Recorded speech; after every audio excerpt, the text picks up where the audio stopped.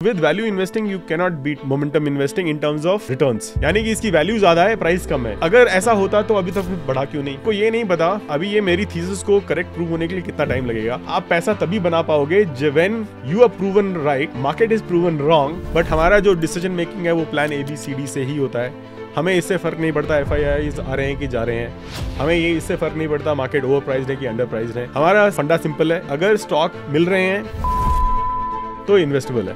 आज के हमारे पॉडकास्ट में जुड़े हैं पंकज सिंह सर, जो कि smartwell.ai के फाउंडर है। इन्हें BFSI इंडस्ट्री में करीबन 25 साल का एक्सपीरियंस है। इनके कुछ स्मॉल केसेस 30 से 40% का CAGR रिटर्न पिछले 3 साल से जनरेट कर रहे हैं। तो ऐसे कुछ मिसेस भी रहे हैं बहुत बड़े बड़े, जहाँ पे आप पोटेंशियली रिटर्न बना सकते थे बट आपने नहीं बनाए। इसके बारे में एक बहुत ही अच्छा स्टेटमेंट है, we don't have to be right about every stock, we just have to be right about the stocks that we hold. कोई अगर DIY खुद से कर रहा है इन्वेस्टमेंट्स म्यूचुअल फंड्स में, स्टॉक्स में, तो गोल्ड कितना प्रोपोर्शन उसके पोर्टफोलियो का हो सकता है या फिर नहीं होना चाहिए? So जैसे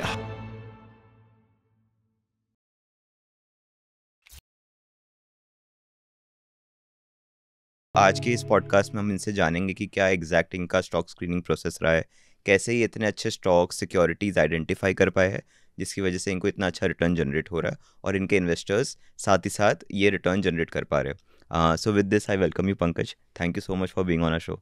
well my pleasure to be here, thanks for having me. To begin with, आपके जो फंड या फिर जो आपके बिजनेस का नाम है उसमें .ai आता है जी, तो कैसे एग्जैक्टली आप AI को यूज़ कर रहे हैं अपने पूरे प्रोफेशन में? राइट दो तरह से हम AI यूज कर रहे हैं। पहला, ये प्रॉब्लम को आइडेंटिफाई करना कि कौन सी प्रॉब्लम को सॉल्व किया जाए, वो ही मेरे ख्याल से कई सारे लोग उस पे फोकस नहीं करते हैं और जो प्रॉब्लम है उसको आधा अधूरा सॉल्व करते हैं। सो जो हमारे हिसाब से प्रॉब्लम सॉल्व करनी चाहिए वो है एक्सेलरेटेड फाइनेंशियल इंडिपेंडेंस की प्रॉब्लम। ये प्रॉब्लम रिटर्न की प्रॉब्लम नहीं है, ये रिस्क की प्रॉब्लम नहीं है, ये विन रेट की प्रॉब्लम नहीं है, ये उस प्रॉब्लम उससे बहुत ऊंचे है। तो जिस तरह से हमने प्रॉब्लम को स्कोपिंग किया है कि आइडेंटिफाई किया जाए कि कौन सी प्रॉब्लम है, वहाँ से AI शुरू हो जाता है। तो जो पहला काम है वो है मार्केट नीड आइडेंटिफिकेशन।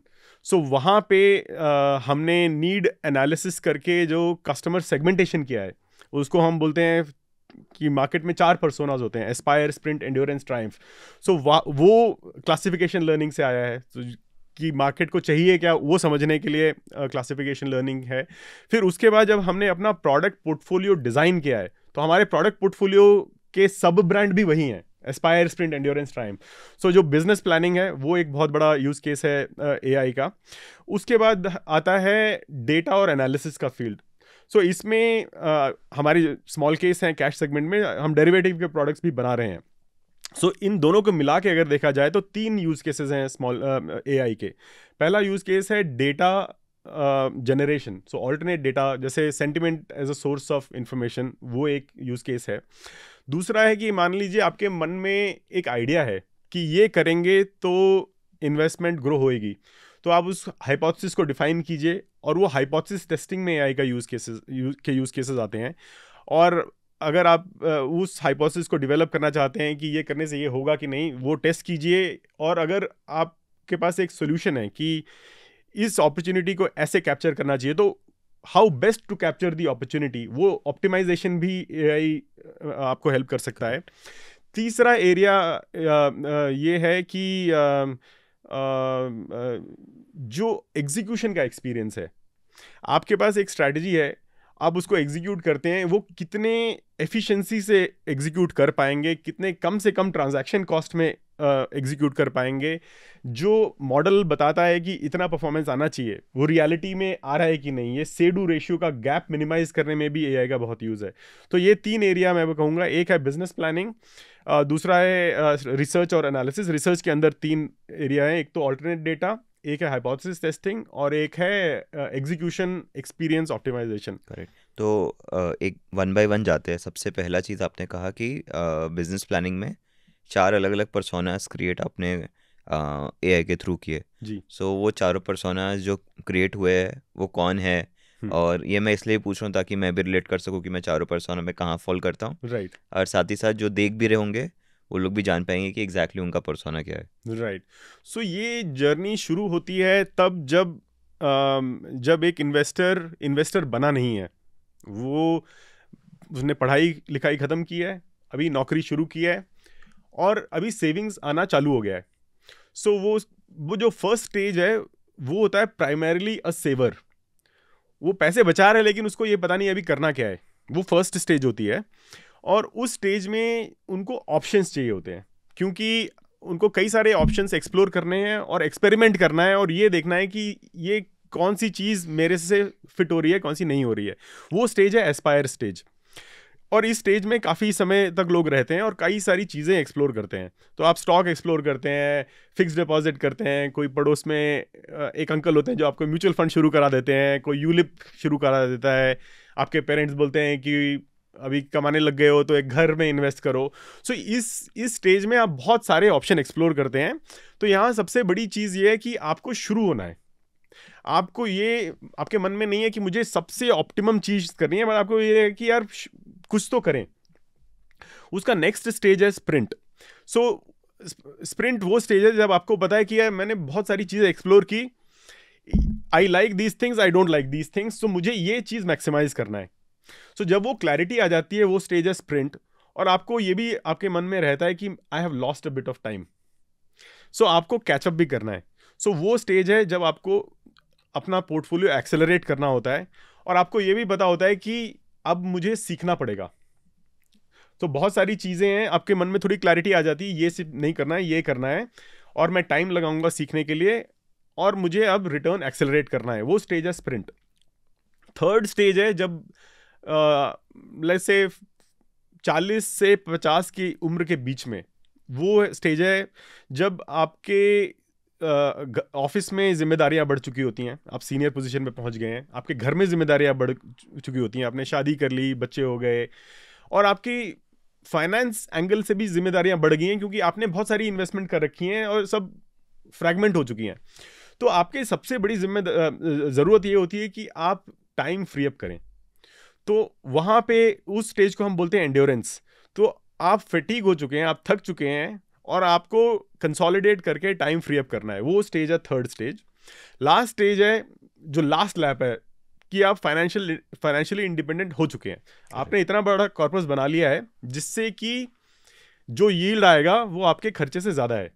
सो वो स्टेज है जब आप एक तरफ तो आपका पोर्टफोलियो बन चुका है, आप में अब वो फाइनेंशियल इनसिक्योरिटी नहीं है, लेकिन आपको ये भी पता है कि अब इसको एक्सेलरेट करते रहना चाहिए। सो उस समय आपकी नीड होती है डाइवर्सिफिकेशन और पोर्टफोलियो का ऐसा बनाया जाए कि वॉलिटिलिटी कम हो जाए। सो वो है लास्ट स्टेज, ट्रायम्फ।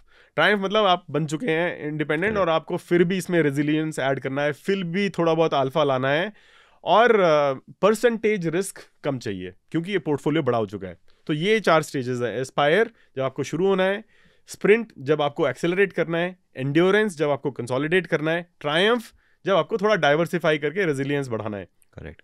तो आपने कहा कि एक ऐसी यील्ड पे हमको पहुंच जाना है जो कि हमारे खर्चे से ज़्यादा है। तो आइडियली क्या यील्ड वो होती है जिस वो हम मान सकते हैं कि हाँ इतना यील्ड आ रहा है तो मेरे खर्चे से ज़्यादा है? सो इसमें एक बहुत अच्छी किताब लिखी गई है, मेरे एक दोस्त ने लिखी है, वो है 1% फॉर्मूला। सो बहुत ही सिंपल कंस्ट्रक्ट है। ऑफ कोर्स नंबर 100% एक्यूरेट नहीं है, बट एक डायरेक्शनल क्लैरिटी आपको मिल जाएगी।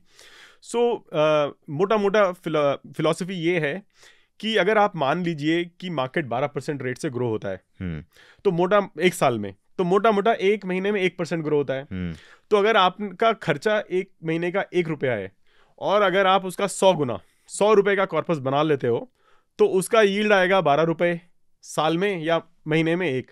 सो अगर आपका कॉर्पस 100 टाइम्स है तो मोटा मोटा assuming it's a ideal world with no inflation, no breakage, transaction cost, everything, then 1:100 ratio works well. अब इसमें थोड़ा सा आप रियलिज्म डाल सकते हैं कि अगर 2-3 साल मार्केट फ्लैट होगा तो क्या होगा, तो एक वॉलिटिलिटी बफर ऐड कर लीजिए 2-3 साल के खर्चे का।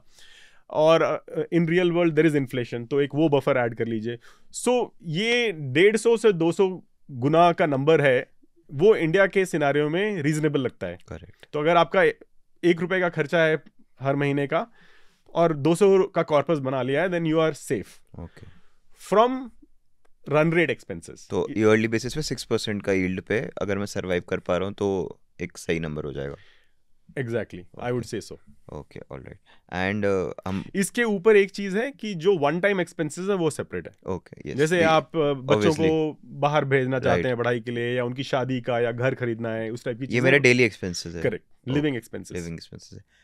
आपने और भी यूज केसेस बताया आपके पूरे प्रोसेस में, तो जो रिसर्च वाला पार्ट है जहाँ पे आप अगेन AI यूज कर रहे हो, तो how exactly do you use that, मतलब वहाँ पे कैसे आप सो मैं use आपको कर एक पाते हो? एग्जांपल देता हूँ, उससे बहुत क्लैरिटी मिल जाएगी। सो हमें एक मोटा मोटा रूल ये है कि बड़ी कंपनियां अगर जो ग्रोथ रेट देती हैं, छोटी कंपनियां उससे ज़्यादा ग्रोथ रेट देने का पोटेंशियल रखती हैं। तो ये आपको, अगर आप अपॉर्चुनिटी को चेज करते रहेंगे तो धीरे धीरे बहुत छोटी छोटी कंपनियों पे चले जाएंगे। जब आप उस साइड जाने लगेंगे तो आपको लिक्विडिटी और एग्जीक्यूशन एक्सपीरियंस के बारे में सोचना पड़ेगा। तो ग्रोथ मुझे चाहिए, लेकिन मुझे लिक्विडिटी नहीं चाहिए। तो वो लाइन कहाँ पे है, वो कैसे ड्रॉ की जाए, उसमें AI से हमने मदद ली है। तो जैसे हमें ऐसे स्टॉक्स बिल्कुल नहीं चाहिए जो सर्किट में चले जाए, क्योंकि सर हमें पेपर पे दिखता है कि ये स्टॉक बढ़ रहा है, लेकिन आप एग्जीक्यूट नहीं कर पाओगे। तो वो सिचुएशंस कैसे आइडेंटिफाई की जाए, उसमें हमने क्लासिफिकेशन लर्निंग का यूज़ किया है। Okay, and in terms of filtration में भी आप कहीं पे AI यूज करते हो? सो फिल्ट्रेशन जब हाइपोथेसिस डेवलप कर रहे होते हैं कि कैसे रूल बनाए जाएं, तो वो अंडरस्टैंडिंग बिल्ड हो रही होती है, उस स्टेज में AI का यूज़ है। तो आप जब स्ट्रैटेजी रूल बनाने हैं, कौन से रूल्स रखे जाएं, वो रूल्स रिफाइनमेंट में AI का यूज़ है। लेकिन जब वो रूल बन चुके हैं, उसके बाद आपको AI की ज़रूरत नहीं है। ओके, मैं आपको एग्जांपल के साथ बता सकता हूँ कि जो आपने रूल्स बनाए हैं और अभी वो डिप्लॉय भी आपने कर दिए है। हाँ, तो मैं हमारा स्टॉक्स पोर्टफोलियो का ओवरऑल स्ट्रक्चर बता सकता हूँ कि वो कैसे डिसीजन मेकिंग करता है। उसमें एग्जैक्टली AI या नॉन AI का डिफरेंशिएशन अभी छोड़ देते हैं। सो हमारे स्टॉक्स पोर्टफोलियो का फिलॉसफी ये है कि 4 लेयर होती हैं डिसीजन मेकिंग की। राइट। सो उसको हम बोलते हैं plan A, plan B, plan C, plan D। So plan A is कि आप स्टॉक्स में एक्सपोजर मैक्सिमाइज कीजिए, क्योंकि स्टॉक्स में अपॉर्चुनिटी है। सो हमारे पोर्टफोलियो हैं सारे डाइवर्सिफाइड पोर्टफोलियो हैं। उसका मतलब ये है कि हम किसी भी सेक्टर पे फोकस नहीं करते, हम किसी भी मार्केट कैपिटलाइजेशन लेवल पे फोकस नहीं करते, किसी भी इन्वेस्टमेंट थीम पे फोकस नहीं करते, क्योंकि हमारा गोल है financial independence. So financial independence पाने के लिए 20-30 साल की जर्नी है। तो कोई सा भी सेक्टर 20-30 साल बुल मार्केट में नहीं रहेगा, कोई भी मार्केट कैपिटलाइजेशन भी नहीं रहेगी, कोई इन्वेस्टमेंट थीम भी नहीं रहेगा। तो आपको डाइवर्सिफिकेशन चाहिए ये 3 लेवल पे। सो पहला ये रूल है कि किसी भी सेक्टर, थीम या मार्केट कैपिटलाइजेशन में कंसंट्रेशन मत लीजिए। दूसरा है, उन्हीं स्टॉक को देखिए जो लिक्विड है। यानी कि अगर आप पिछले 1 साल का ट्रेडिंग हिस्ट्री देखिए, तो एटलीस्ट वो 5-10 करोड़ पर डे टाइप की ट्रेडिंग होनी चाहिए। सो वो लिक्विडिटी फिल्टर बोलते हैं उसे। दूसरा फिल्टर है रेजिम फिल्टर, यानी कि उसी स्टॉक में पार्टिसिपेट कीजिए जो ऊपर जा रहा है। तो आप मान लीजिए, बहुत सारे आसान तरीके से आप ये आइडेंटिफाई कर सकते हैं। मान लीजिए 120 दिन का मूविंग एवरेज लीजिए, और अगर आपका क्लोजिंग प्राइस उसके ऊपर है, यानी you are in bull market more और लेस। तीसरा चीज़ ये है कि आपको वॉलेटिलिटी चेक चाहिए। आप ऐसे स्टॉक में पार्टिसिपेट नहीं करना चाहते जो कि बहुत ही वॉलेटाइल है, जो आपके पोर्टफोलियो को वॉलेटाइल बना दे, या जो आपको रिएक्शन टाइम ना दे। करेक्ट। जो भी स्टॉक बुल मोमेंटम से बेयर मोमेंटम में जाता है, तो वॉलेटाइल पीरियड से होके ही गुजरता है। करेक्ट। तो जैसे ही आपने वॉलेटिलिटी देखी, तो आपको उससे निकलना होगा। अगर आपने कोई स्लॉट फिल करने के लिए स्टॉक ढूंढ रहे हो, तो वॉलेटिलिटी जिनमें नॉर्मल हो उसमें ही जाना चाहिए। तो यानी कोई आप फिल्टर बता सकते हैं? तो जैसे 20 दिन का standard deviation is a very standard thing to use. So 20 days annualised standard deviation. So 20 दिन का डेली स्टॉक प्राइस का चेंज लीजिए, उसका स्टैंडर्ड डिविएशन कैलकुलेट कीजिए, उसको एनुअलाइज कर दीजिए। ओके। और वो नंबर 60 के नीचे होना चाहिए, 60% से नीचे होना चाहिए। So then you are sure कि ये बुल रिजिम में है, ये लिक्विड है, और ये वॉलेटाइल नहीं है। लिक्विड के लिए आपने क्या बताया था फिल्टर? लिक्विड मतलब 5 से 10 करोड़ एवरेज डेली ट्रेडिंग होनी चाहिए। Okay, in terms of value per day. हाँ, इन टर्म्स ऑफ वैल्यू इससे ज्यादा ही होनी चाहिए, कम नहीं होनी चाहिए। Okay. Then you are confident कि you are able to get in and get out easily. Now if anything has passed these filters, then it is liquid, it is in bull regime and it is Less acceptable volatile. volatility. Yes. अब आपको देखना है कि इसके अंदर best bets क्या हैं. तो आप एक मोमेंटम इंडिकेटर लीजिए, कोई सा भी मोमेंटम इंडिकेटर लीजिए. Simplest is rate of change. जैसे लास्ट 60 to 80 डेज में रेट ऑफ चेंज कितना % बदला है, आप इस मेट्रिक पे सारे स्टॉक्स को रैंक कीजिए और जो बेस्ट हैं उसमें आप पोर्टफोलियो बनाइए. तो मान लीजिए अगर आपको 30 स्टॉक का पोर्टफोलियो बनाना है तो top 30 which is liquid, not volatile, in bull regime and good momentum, वो लीजिए. और फिर आपको ये डिसाइड करना है कि एलोकेशन किस बेसिस पे की जाए. Equal allocation is a very good basis, so we do equal allocation. और ये जो लिस्ट बनी इसको आप हर हफ्ते रिव्यू कीजिए. तो आपको पता लग जाएगा कि कहाँ पे रीबैलेंसिंग की जरूरत है और कहाँ पे रीबैलेंसिंग की जरूरत नहीं है. So ideally once we take a position we want to stay with it as long as the bull run lasts. हमें प्रॉफिट बुकिंग नहीं चाहिए, हम तब तक उसके साथ रहेंगे जब तक पैसा बन रहा है. जब ये कंफर्मेशन मिल जाती है कि ये रजीम मतलब बुल रन खत्म हो चुकी है, इसका कंफर्मेशन कैसे मिलेगा? इन्हीं फिल्टर से कंफर्मेशन भी मिल जाएगा.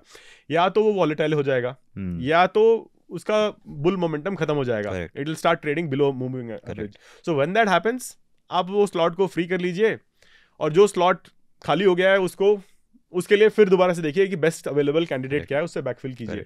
सो all of this is just plan A. So once you do this you will have a momentum stock momentum portfolio. लेकिन ऐसा भी समय आएगा जब आपको इतने 30 स्टॉक नहीं मिलेंगे जो कि ये सारे फिल्टर को पार कर पाएं. जनरली हम पोर्टफोलियो 30 का बनाने की कोशिश कर रहे हैं. 30 का भी है और उससे कॉन्सेंट्रेटेड भी बना सकते हैं, 10 का भी बना सकते हैं. ठीक है. लेकिन अगर आप ज्यादा कॉन्सेंट्रेटेड बना रहे हैं तो दो चीजें होंगी. एक तो आपकी अवेलेबल इन्वेस्टेबिलिटी कम हो जाएगी. सो कम लिक्विडिटी कम हो जाएगी तो आप छोटा अमाउंट ही लगा सकते हैं. बड़े अमाउंट के लिए 30 तो होना चाहिए मेरे हिसाब से. उससे कम जा रहे हैं तो छोटे, जैसे हमारे एस्पायर सेगमेंट में हम उससे कॉन्सेंट्रेटेड जाते हैं, बट वो इसलिए जाते हैं क्योंकि वो उस सेगमेंट के लोग बहुत कम अमाउंट से ट्राई करना चाहते हैं कई सारी स्ट्रैटेजी. तो अगर हम ज़्यादा बड़ा पोर्टफोलियो बनाएंगे तो उनका मिनिमम इन्वेस्टमेंट अमाउंट बढ़ेगा. सो नॉर्मली अगर कोई एक्सेलरेटेड फाइनेंशियल इंडिपेंडेंस के गोल को पकड़े तो 30 का पोर्टफोलियो बनना चाहिए ताकि आप एटलीस्ट उसमें 5, 10, 20, 25 लाख लगा सकें. सो उससे छोटे लगाएंगे तो इतना अमाउंट लगाना मैं एडवाइस नहीं करूंगा. सो ये प्लान ए हो गया. प्लान बी, अगर मान लीजिए आपको 30 स्टॉक्स चाहिए और 30 आप ऐसे स्टॉक क्वालिफाई ही नहीं हो रहे तो आप क्या करेंगे? तो गोल है हमारा इक्विटी में रहना और स्टॉक्स मिल नहीं रहे हैं, तो what else can we do? We can participate in an index. Okay. So there are sector indexes which are available as ETF. So we will run similar checks on ETF and जितना जगह खाली हो रही है stock से उसको आप sector ETF से भरने की कोशिश कीजिए. लेकिन इसमें थोड़ा लिमिट रहेगी. So हम मान लीजिए अगर आपको 0 स्टॉक मिल रहा है तो आप 100% सेक्टर में नहीं लगाएंगे. सो इसका एक मैक्स लिमिट आपको डिजाइन में ये डिसाइड करना है. सो वो हमारा प्लान भी है. अगर स्टॉक्स नहीं मिल रहे हैं तो उतना हम सेक्टर में जा सकते हैं, मैक्सिमम ऑफ 30%. ओके. सो अगर इसके बाद भी कुछ स्लॉट्स खाली हैं तो हम क्या करेंगे? तब हम एसेट क्लास डाइवर्सिफिकेशन के बारे में सोचेंगे. So the first asset we think about is debt. So debt grows at 6 to 8%. It is available as ETF, so you can participate in debt via ETF, via DMAT account. So हमारा plan A हो गया stock, plan B हो गया sector, plan C हो गया date ETF, और A B C का combined portfolio है. इसकी वॉलेटिलिटी को आप मेजर कीजिए और आप ये असेस कीजिए ये वॉलेटिलिटी ऑप्टिमम है कि नहीं है. और अगर लग रहा है कि कंबाइंड वॉलेटिलिटी ज़्यादा है तो आप फिर डेट को डायनामिकली गोल्ड को डायनामिकली इंट्रोड्यूस कीजिए. सो वो हमारा फोर्थ लेयर है, gold hedging. So first is core momentum portfolio which is stocks. Right. Second is sector ETF which is again equity but not stocks. Third is debt and fourth is gold hedging. So ये हमारा plan ABCD इस तरह से हम करते हैं. Date में भी कुछ मैक्सिमम थ्रेशोल्ड है कि इससे ऊपर नहीं जा सकते, जैसे सेक्टरल ETF में 30% था. हाँ. वैसे डेट में भी कुछ है. सो यहाँ पे डेट इज द सेफेस्ट. तो यहाँ पे अगर आप ज़्यादा भी एक्सपोजर करेंगे तो पोर्टफोलियो में रिस्क नहीं बढ़ रहा है, but you may become too conservative. Correct. So we don't have very strict limits. We can go up to 80% in debt. Okay, all right. And अभी रिसेंटली जैसे आपके कई सारे पोर्टफोलियोज में देखा गया था कि गोल्ड का एलोकेशन काफ़ी ज़्यादा था, और Yeah. गिवन गोल्ड ने एक अच्छा रन भी दे दिया पिछले 2 साल Yeah. में। सो पूरे सिनेरियो में क्या ऐसा हर बार हो रहा था जब आपके पहले 3 फिल्टर्स पे आपका 100% एलोकेशन नहीं हो पा रहा था, इसलिए आप गोल्ड में आए, या Right. फिर थोड़ा टैक्टिकल स्ट्रैटेजी सो लिया था, एलोकेशन था दोनों तो? कारण हो सकते हैं। सो ये भी हो सकता है कि हमें ABC में इन्वेस्टेबल अपॉर्चुनिटी ना मिली तो हम गोल्ड में गए, ऐसा भी हो सकता है, और ऐसा हुआ भी। अगर आप पिछले इलेक्शन के आसपास देखें तो जून में इलेक्शन रिजल्ट आए थे, तो उसके पहले मार्च अप्रैल में मार्केट वॉलेटाइल था। सो उस समय वॉलेटिलिटी को कंट्रोल करने के लिए गोल्ड को इंजेक्ट किया गया था। और बीच में अगर अभी देखिए सितंबर से अभी के बीच में, सितंबर तक बुल रैली चल रही थी, सितंबर के बाद में मार्केट डाउन हुआ। सो जब ये डाउन हुआ है तब इसलिए आया है कि स्टॉक्स मिल नहीं रहे हैं, क्योंकि अर्निंग्स डिक्लाइन हुई थी अक्टूबर वाले क्वार्टर में, फिर दिसंबर जैन में भी वो इम्प्रूव नहीं, तो थोड़ा मार्केट डाउन था। स्टॉक्स हमारे ये तीनों फिल्टर में क्वालिफाई नहीं हो रहे थे। अगर वो नहीं हो रहे तो ऑब्वियसली थोड़ी जगह भी बनेगी, बट जगह बन रही है तो हमें गोल्ड के आने के पहले डेट को इवैल्यूएट करना पड़ेगा। सो अगर गोल्ड ला रहे हैं तो उसका मतलब ये है कि डेफिनेटली एक वॉलेटिलिटी और डाउन टर्न को कंट्रोल करने की ज़रूरत है, तब गोल्ड आता है। सो वो सबसे ज़्यादा प्रोमिनेंट यूज केस है, बट ऐसा भी हो सकता है कि बाकियों में अपॉर्चुनिटी ना मिले। Correct correct. और रिटेल इन्वेस्टर्स के लिए इन जनरल आप गोल्ड को कितना एडवाइस करते हो कि गोल्ड कोई अगर DIY खुद से कर रहा है इन्वेस्टमेंट्स म्यूचुअल फंड्स में, स्टॉक्स में, तो गोल्ड कितना प्रोपोर्शन उसके पोर्टफोलियो का हो सकता है या फिर नहीं होना चाहिए? सो जैसे हम करते हैं, अगर अल्गोरिथमिकली करते हैं तो आप 0 से 100% कहीं पे भी जा सकते हैं। करेक्ट। क्योंकि आप एक फिक्स्ड पोजीशन नहीं ले रहे हैं, आप रेजिम के बेसिस में असेस कर रहे हैं। तो हमारे में ऐसा भी होता है, जब बुल रेजिम है तो 0 गोल्ड होता है, और जब बेयर रेजिम है तो हम 90-95% तक भी जा चुके हैं। अगर लेकिन कोई स्टैटिक व्यू लेना चाहे, अगर आप पिछले 10-20 साल का डेटा एनालाइज करके देखिए, तो वो नंबर 20 से 40% के बीच में है। तो अगर फिक्स व्यू है तो I think 20-40% gold is optimum, but of course it will, there is no free lunch. अगर आप वॉलेटिलिटी से बचने की कोशिश करेंगे तो आपका थोड़ा तो रिटर्न भी कम होगा। करेक्ट। सो वो एंगल है। तो मेरे हिसाब से तो the right thing to do is to have dynamic gold allocation, but that involves a little bit of research. और जैसे ही आप डायनामिक गोल्ड एलोकेशन की बात करते हो, तो अभी हमने देखा है कि गोल्ड ने बहुत अच्छा रैली दे दिया है। Right. It is almost touching 1 lakh rupee पर 10 ग्राम्स। तो अभी आपके पूरे एल्गोरिदम में डायनामिकली उसका एलोकेशन कम हो रहा है या ज़्यादा हो रहा है? How is it performing? Let me walk you through the months that have gone by. Okay. So सितंबर तक हम बुल रेजिम में थे। सितंबर तक सब कुछ ऊपर चल रहा था, तो हम 0 गोल्ड पे थे। फिर सितंबर के जब रिजल्ट अक्टूबर में अनाउंस हुए, तब से थोड़ी मंदी आना चालू हुई, तब धीरे धीरे गोल्ड बढ़ने लग गया, और ये मंदी तब तक चली फेब-मार्च के आसपास तक। सो जब उस पीरियड में हम 80% टाइप गोल्ड में भी थे, तब से मार्केट इंप्रूव होना चालू हुआ है, तो हमारा गोल्ड डिक्रीज होने लग गया है। इस समय हम लगभग 20 से 40% गोल्ड के बीच में है। Correct. But I have to say this is not a recommendation, this is just understanding how we make decision, but this is not a recommendation for anybody. Correct. और अभी आपके मतलब गिवन स्टॉक्स का जो मूवमेंट रहा है, तो अभी कितने स्टॉक्स आपके पोर्टफोलियो में निकल के आते होंगे at this point in time? At this point in time जो हमारा 30 स्टॉक का पोर्टफोलियो है स्प्रिंट, उसमें मेरे ख्याल से हमें सारे स्लॉट्स मिल रहे हैं। Okay. So there are enough number of stocks which are investable and which are clearing all the stringent checks we have. So liquidity, volatility, regime और momentum, ये चारों फिल्टर पास करने वाले 30 से ज़्यादा स्टॉक्स हैं इस समय। ओके। और आपने एक इंडेक्स की बात की थी कि आप सेक्टरल इंडेक्स में भी KB ETF सेलेक्ट करते हो, तो गिवन आप ऑटोमोबाइल इंडस्ट्री से आते हो, थोड़ा बहुत बायस क्रिएट होता है उस तरफ? सो हो भी सकता है, but as a researcher it's my job to make sure my biases don't influence my decision. So हमने ये सेक्टर एनालिसिस की है। ऑफ कोर्स जब हम हाइपोथेसिस टेस्टिंग फेस में थे, तो उस समय 60 से 80 इंडेक्सेस हैं, उनमें से मान लीजिए 10-20 के ETFs अवेलेबल हैं, वो आप 10-20 ETF लीजिए, इनका पहले मोमेंटम क्वांटिफाई कीजिए, इनके इंटर कॉरिलेशन को एनालाइज कीजिए. सो ऐसे सेक्टर को शॉर्टलिस्ट कीजिए जिसका ओवरऑल ग्रोथ मोमेंटम अच्छा है और दूसरे से यूनिक है, मतलब as dissimilar as they are possible, that is better. So हमने ये सभी रिसर्च करने के बाद 3 सेक्टर आइडेंटिफाई किए हैं: IT, pharma, FMCG. So each of them is a growth sector.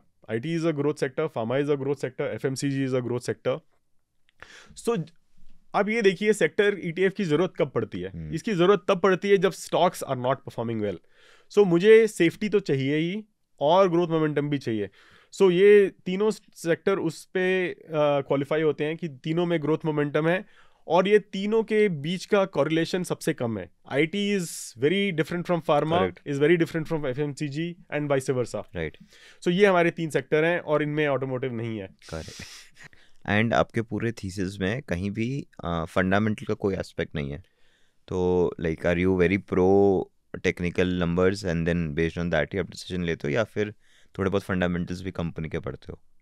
सो हम कोई भी क्वालिटेटिव इन्फॉर्मेशन यूज़ नहीं करते. और जो क्वांटिटेटिव इन्फॉर्मेशन यूज़ कर भी रहे हैं वो मोस्टली मार्केट रिलेटेड इन्फॉर्मेशन है. प्राइस रिलेटेड ही है वो प्राइस और या तो प्राइस, वॉल्यूम और derivatives of price and volume. Okay. So we are not using P&L, we are not using balance sheet, इसका कोई कारण, flows. कोई रीजन? इसका कारण ये भी है क्योंकि जब हम इनिशियली कंसीव कर रहे थे हमने काफ़ी लिटरेचर पढ़ा और fundamental investing which I would say loosely correlates to value investing और मोमेंटम इन्वेस्टिंग. सो इन दोनों तरीकों को समझा और लिटरेचर ये कहता है कि value investing can not beat momentum investing in terms of returns over a long period of time. अगर आप कई सारे मार्केट साइकिल देखिए, 3 से 5 मार्केट साइकिल देखिए, so with value investing you can not beat momentum investing in terms of returns. Correct. The second part of value investing is it is so when you do all the analysis you come up with an idea that it is underpriced, यानी कि इसकी value ज़्यादा है, price कम है. सो अगर ऐसा होता तो अभी तक बढ़ा क्यों नहीं? आप मानते हो कि वैल्यू ज़्यादा है, प्राइस कम है, but if this is true why isn't it rising? So अगर how long will you have to wait, you don't know. तो आपको ये नहीं पता कि अभी ये मेरी थीसिस को करेक्ट प्रूव होने के लिए कितना टाइम लगेगा. So what the implication for strategy is it can have deep long drawdown. तो आप पैसा तभी बना पाओगे when you are proven right, market is proven wrong. So there is also a psychological issue. So इसका psychological issue ये है कि आपके बायसेस को रीएनफोर्स करता है. करेक्ट. सो ये थिंकिंग जो है ये आपके कंफर्मेशन बायसेस को रीएनफोर्स करता है and you will not know is my thesis wrong और is the market wrong. Correct. क्योंकि आपका बेस ही यही है कि market is wrong, I am right. Correct. और 90% टाइम्स मार्केट ही राइट होते हैं. मार्केट को राइट होना ही है. तो that is the main issue. So एक तो फिलोसॉफिकल इशू है.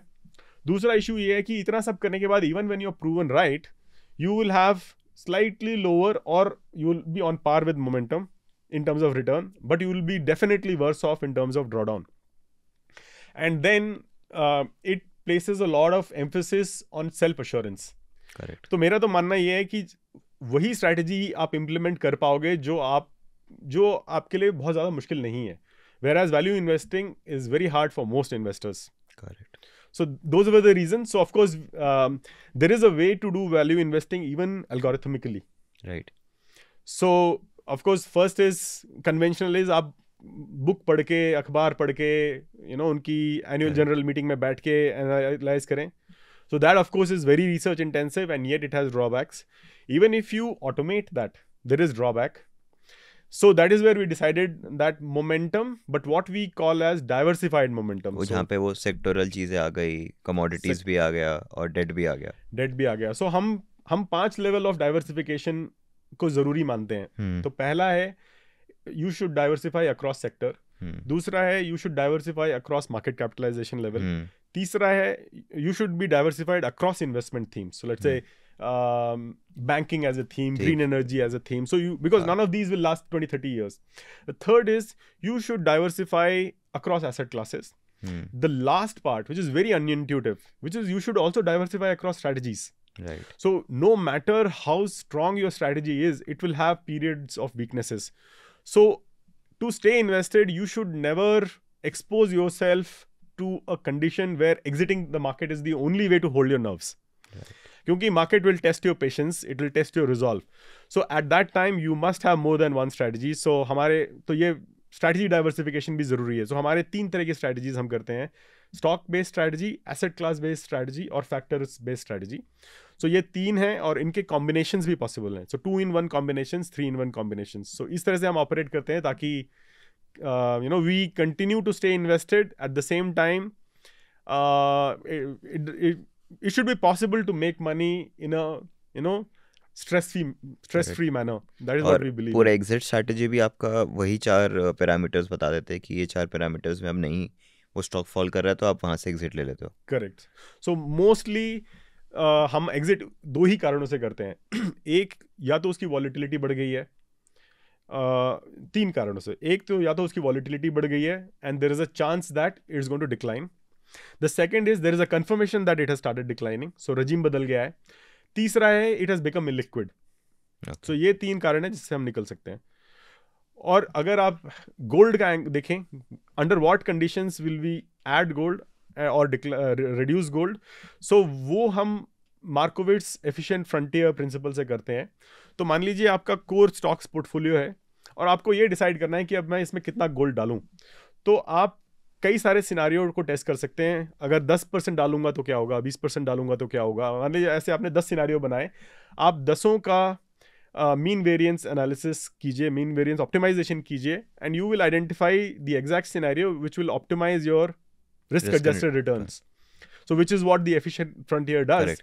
It draws a tangent and takes the exact combination which will be tangential to that slope. Correct. तो मतलब मैं कितना रिस्क ले रहा हूँ, उसके सामने सामने क्या रिटर्न जनरेट कर रहा हूँ at every different allocation, 10%, 20%, 30%. So वो फ्रंटियर वो आपको बता देता है. वो फ्रंटियर उसमें बताएगा कि ये 10 में से एग्जैक्ट मोस्ट ऑप्टिमम सिचुएशन क्या है. Okay. So in that case you could say कि गोल्ड का entry exit decision Markowitz frontier principle से डिसाइड होता है. So along with the 4 factors that you said, उसके अलावा ये वाला थीसिस भी यूज करते हो गोल्ड के एंट्री एग्जिट के लिए. यस, गोल्ड के एंट्री एग्जिट और एग्जैक्ट एलोकेशन डिसीजन के लिए. ओके.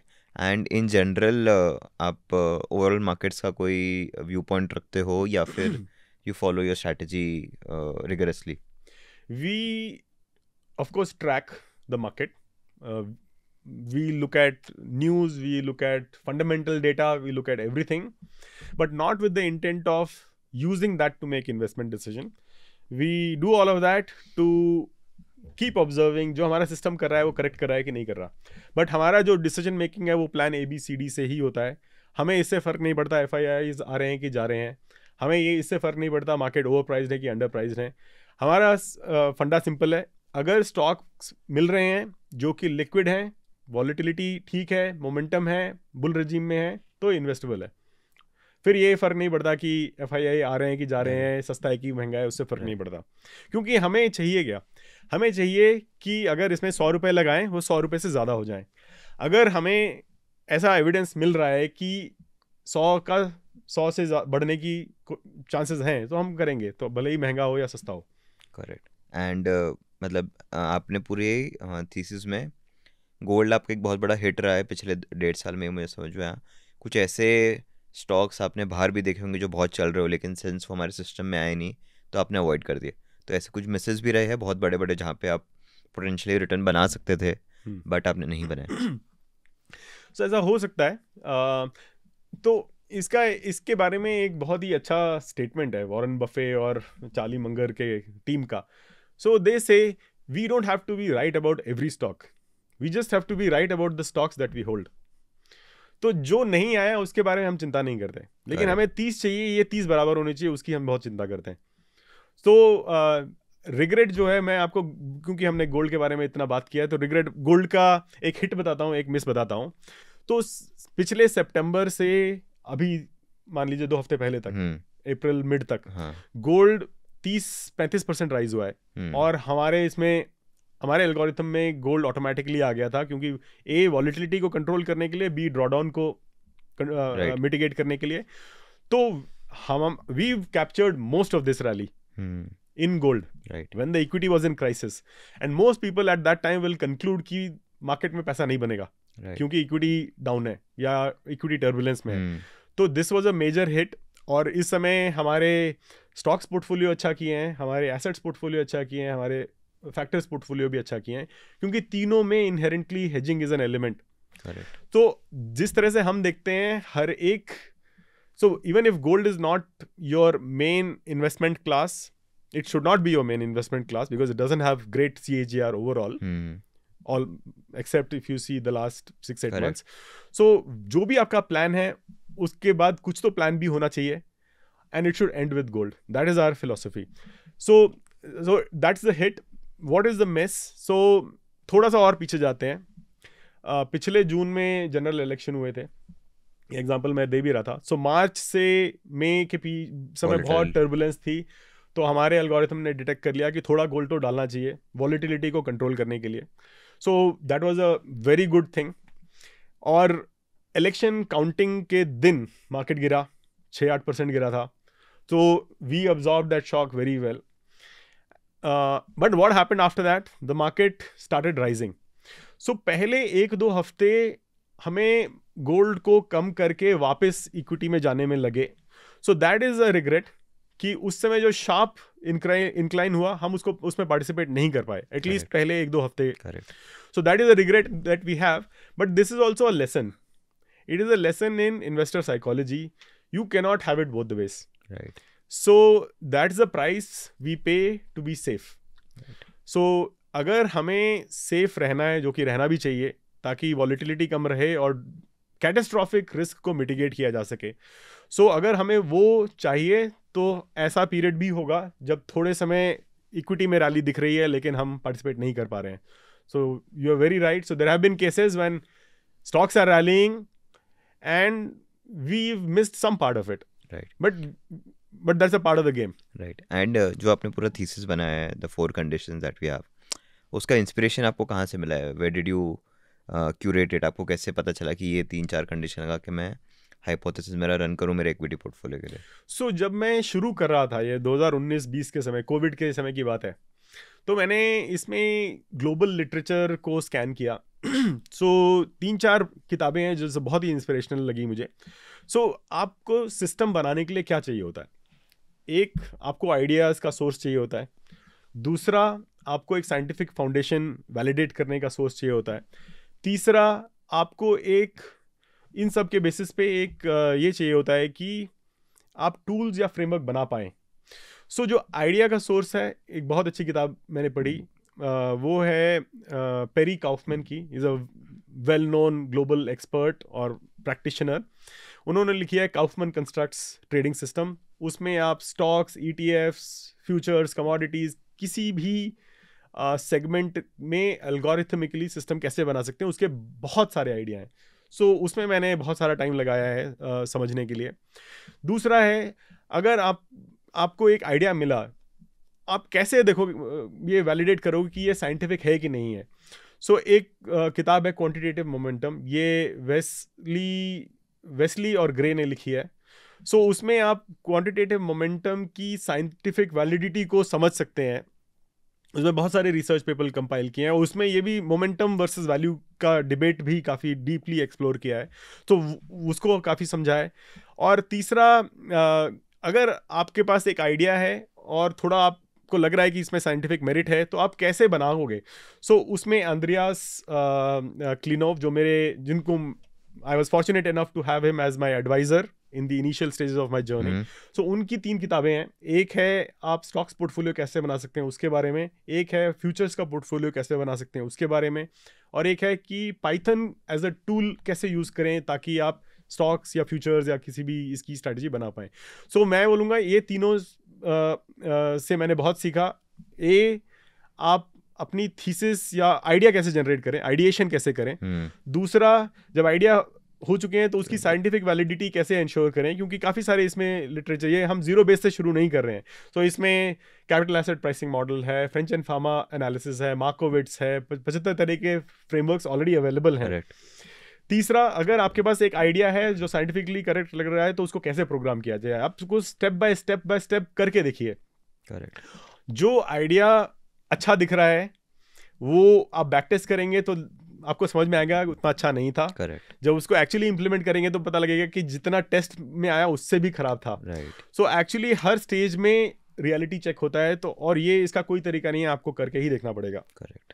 तो ये प्रोसेस हमने 2-3 साल की पहला प्रोडक्ट बनाने के पहले उतना लर्निंग कर्व है इसमें। फर्स्ट क्वेश्चन पंकज, तो कुछ पीसेस ऑफ एडवाइस हमारे रिटेल इन्वेस्टर्स के लिए, because majority of the population जो ये वीडियोस पॉडकास्ट देखते हैं हमारे are between the age of 25 to 40, तो एस्पायरो स्प्रिंट वाले लोग ज़्यादा है is what I can say. तो उनके लिए what advice would you have? So I will narrate what I went through when I was that age. So when I was in my mid-30s, I wanted to become financially independent sooner. मैं 30-35 की उम्र में था और कुछ ज़्यादा समझ में आ नहीं रहा था, बहुत सारी चीज़ें की थी और मुझे जल्दी बनना था फाइनेंशियली इंडिपेंडेंट। जब मैं मार्केट में सीरियसली देख रहा था कि क्या ऑप्शंस अवेलेबल हैं, तो सारी स्ट्रैटेजी फ्रैगमेंटेड है। आपको ऐसे इन्वेस्टमेंट अप्रोचेस चाहिए जो 20-30 साल तक सक्सेसफुल रहें। तो किसी भी फ्रैगमेंटेड स्ट्रैटेजी में ना जाएं, किसी भी, वो मेरी सबसे बड़ी एडवाइस रहेगी, क्योंकि that is my core philosophy for my self. Sector based investment, theme based investment और मार्केट कैपिटलाइजेशन बेस्ड इन्वेस्टमेंट, कि आप किसी स्मॉल कैप फोकस या माइक्रो कैप फोकस उसमें ना फंसें, किसी पर्टिकुलर सेक्टर में ना फंसें, किसी पर्टिकुलर इन्वेस्टमेंट थीम में ना फंसें। वो सबसे बड़ी ये रहेगी। जिस चीज़ों में इनमें फ्लैशी रिटर्न्स दिखता है, there will be period of time when they will give you dramatic returns, but then they will go out of action for like 5-10-15 years. So that is one. So जिसमें flashy returns हैं उसमें diversification नहीं है। अगर आपको diversification चाहिए, मान लीजिए आप flexi cap type of solution देख रहे हैं, सो विच इज़ ग्रेट, बट उसमें इशू ये है कि एसेट क्लास बैलेंस नहीं है। तो उसमें इशू ये रहेगा कि जब राइज हो रहा है बहुत अच्छा है, लेकिन जब क्रैश हो रहा है तब then you will be anxious. तो थोड़ा एसेट क्लास बैलेंस चाहिए। अगर आप एसेट क्लास सोल्यूशन देखने जाओगे तो आप किसी, मान लीजिए हाइब्रिड सोल्यूशन को देंगे, it has great asset class balance, but the issue is उसमें अल्फा नहीं मिल रहा है। तो जिसमें फ्लैशी रिटर्न दिख रहा है उसमें डाइवर्सिफिकेशन नहीं है, जिसमें डाइवर्सिफिकेशन दिख रहा है उसमें एसेट बैलेंस नहीं है, जिसमें एसेट क्लास बैलेंस दिख रहा है उसमें अल्फा नहीं है। तो इसका लेसन ये है कि आप फ्रैगमेंटेड स्ट्रैटेजी के पीछे ना रहें, अपने एजुकेशन में टाइम इन्वेस्ट कीजिए और अपने आप को DIY केपेबल बनाइए। तो जो आप DIY केपेबल बन जाएंगे तो आप खुद ही एक होलिस्टिक सोल्यूशन ढूंढ पाएंगे, और वही मेरा एडवाइस रहेगा। Thank you so much Pankaj. I think बहुत ही लोगों को बहुत कुछ सीखने को मिला होगा। और कई बार ऐसा होता है कि बहुत सारे फंड्स एक पर्टिकुलर रिटर्न दिखाते हैं, बट सब लोग वंडर करते हैं कि ये रिटर्न क्यों आया है, कैसे आया है, क्या थीसिस रही होगी, जो फंड मैनेजर उन्होंने क्या सोचा होगा, जो रिसर्च एनालिस्ट उन्होंने कैसे किया होगा। तो ये पॉडकास्ट के थ्रू आपके जो भी फंड्स है, आपके जो भी रिटर्न्स बनते हैं, काफ़ी लोगों को उसके बारे में तो पूरी क्लैरिटी मिली होगी कि एक सिंगल नंबर के पीछे इतना सारा मेहनत, इतना सारा थीसिस, इतना सारा एफर्ट लगता है। और आप ये पॉडकास्ट हमारे साथ रिकॉर्ड किए, उसके लिए we thank you lot. Well, it has been my pleasure. Thank you for having me here. Or I'll be very happy if people found it useful, and if they can, pick 1 or 2 things from this and hopefully implement it in their own, career as a investor.